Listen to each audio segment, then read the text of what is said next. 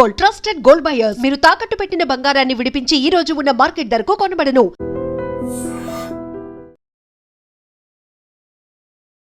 ఇందిరమ్మ ఇళ్లకు సంబంధించిన big update ఇది. యాక్చువల్లీ ఇందిరమ్మ ఇళ్ళు చాలా మందికి కేటాయిస్తాం, లక్షల మందికి కేటాయిస్తామని ప్రభుత్వం ప్రామిస్ చేసిన నేపథ్యంలో మొన్న ఒక 3-4 నెలల క్రితమే మంత్రి పొంగులేటి శ్రీనివాసరెడ్డి స్వయంగా చెప్పారు, లేదు డిస్ట్రిక్ట్స్లో మాత్రమే కాకుండా మేము ఇక్కడ అర్బన్ ప్రాంతాలు అంటే హైదరాబాద్ సిటీలో కూడా మేము ఇందిరమ్మ ఇళ్లకు సంబంధించిన నిర్మాణాలు చేపట్టబోతున్నాం, అతి త్వరలో కూడా ఈ పథకం ప్రారంభం కాబోతోంది అన్నటువంటి అనౌన్స్మెంట్ చేశారు.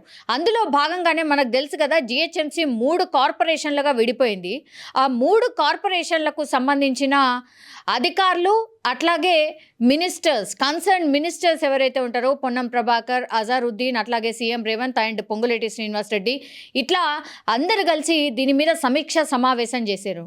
మనకు తెలుసు ఇందిరమ్మ ఇళ్లకు సంబంధించి కొన్ని లక్షల అప్లికేషన్లు వచ్చాయి.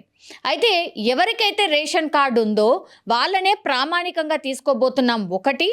తర్వాత ఖచ్చితంగా ఫస్ట్ ఎవరిని తీసుకుంటామంటే అసలే ఇల్లు లేదు, ఓకే వాళ్ళందరూ కూడా అర్హులే. కానీ ఫస్ట్ మొదటగా చేపట్టే దాంట్లో మాత్రం జాగా ఉండి ఇల్లు కట్టుకోవాలి అనుకునే వాళ్లకు మాత్రమే ఈ పథకంలో ఫస్ట్ ప్రయారిటీ ఇస్తున్నారు. అంటే గ్రేడ్ 1కి సంబంధించిన ప్రయారిటీ ఇది. సో అందులో భాగంగానే ఇప్పుడు మళ్ళా హైదరాబాద్ సిటీలో కూడా 3 కార్పొరేషన్ల పరిధిలో ఎక్కడెక్కడ జాగాలు ఖాళీ ఉన్నాయి ఒకటి. ఇందిరమ్మ ఇళ్ళు ఆల్రెడీ కట్టి మధ్యలో ఆగిపోయినాయి ఎన్నున్నాయి.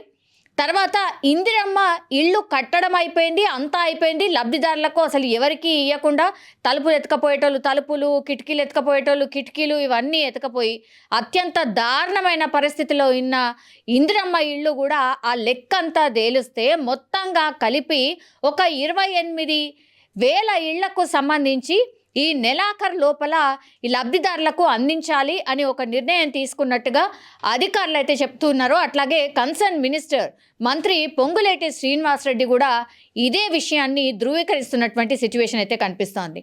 మనకు తెలుసు ఈ పథకాలన్నీ కూడా ఎక్కడ లింకప్ అయితే మళ్ళా ఏదో ఒక ఎలక్షన్లో వస్తే కానీ ఈ పథకాలన్నీ ముందుకు సాగవు. మనకు తెలుసు జిహెచ్ఎంసీ ఎన్నికలకు సంబంధించి కసరత్తు ఆల్రెడీ స్టార్ట్ అయిపోయింది. 3 కార్పొరేషన్లు అయిన తర్వాత ఇప్పుడు 3 కార్పొరేషన్లలో 3 మేయర్లు ఉండబోతున్నారు. 150 కాస్త 300 కార్పొరేషన్లుగా మారిపోతున్నాయి. కాబట్టి పూర్తిగా రాజకీయంగానే కాదు, సిటీ విస్తరణ మారిపోతోంది. అట్లాగే 3 మేయర్లు, ఇదంతా కూడా ఉండబోతోంది. తర్వాత దేని బడ్జెట్ దానికే ఉండబోతోంది. ఇట్లా సిటీకి సంబంధించి పూర్తి స్థాయిలో దృష్టి పెట్టారు. కాబట్టి ఇప్పుడు ఇందిరమ్మ ఇళ్లకు సంబంధించి పథకాన్ని ముందుకు తీసుకొచ్చారు అనేటువంటి మాట ఇప్పుడు ప్రతిపక్షాలు ఆరోపణలు అయితే చేస్తున్నాయి. అయినా సరే లబ్ధిదారులకు ఖచ్చితంగా ఇందిరమ్మ ఇళ్ళు కేటాయించండి, 28,000 కాదు, ముందు ఓన్లీ జాగా ఉన్న వాళ్ళకే ఎందుకు కడతారు, మీరు ప్రామిస్ చేసింది 3-4 లక్షల ఇల్లు, అవన్నీ మీరు ఇవ్వాల్సిందే అనే మాట ఇప్పుడు ప్రతిపక్షాలు క్వశ్చన్ చేస్తూ ఉన్నాయి. అందులో భాగంగా కొన్ని ఖచ్చితంగా ఇందిరమ్మ ఇళ్ల పథకాన్ని అయితే ముందుకు తీసుకువెళ్ళాలి అన్న భావనలో ప్రభుత్వం వచ్చినట్టు కనిపిస్తోంది.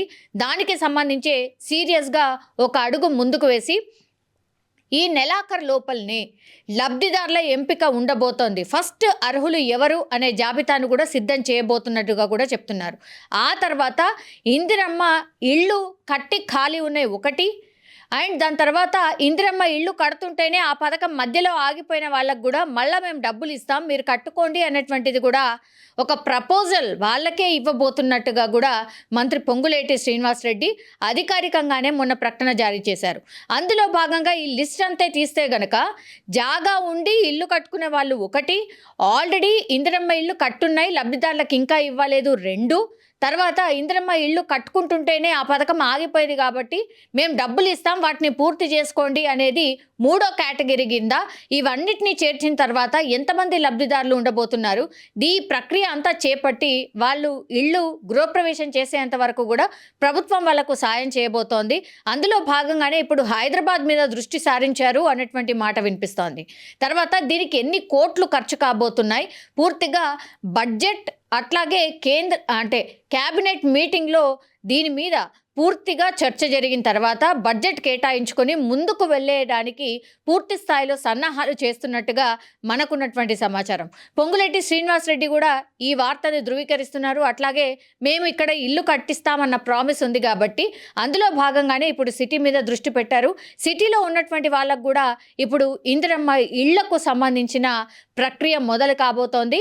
కొన్ని వేల మందికి అయితే ఇప్పుడు మొదటి విడతలో అంటే రానున్న 3-4 నెలల్లో కొన్ని వేల మందికి అయితే ఇళ్ళు మంజూరు ఉండబోతోంది అనేది మాత్రం హౌసింగ్ బోర్డు కార్పొరేషన్ అధికారులు కావచ్చు, అట్లాగే మినిస్టర్ కూడా చెప్పినటువంటి సిచ్యువేషన్ అయితే కనిపిస్తోంది.